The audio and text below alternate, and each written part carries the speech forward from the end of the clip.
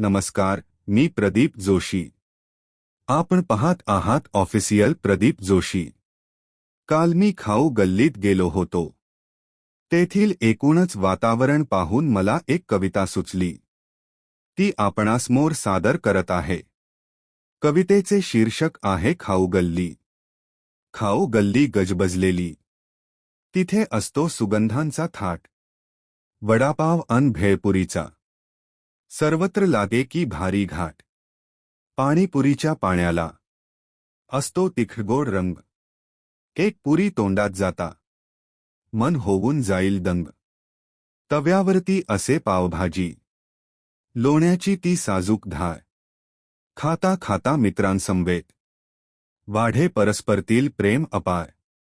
Cutting चहाचा घोट घेतला. थकवा गेला की हो दूर. खाऊ गल्लीच्या आठवणींनी मन मिसळेल सुरात सूर लाल.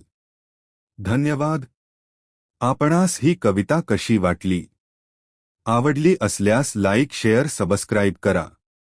कमेंट द्या हीच एक नम्र विनंती.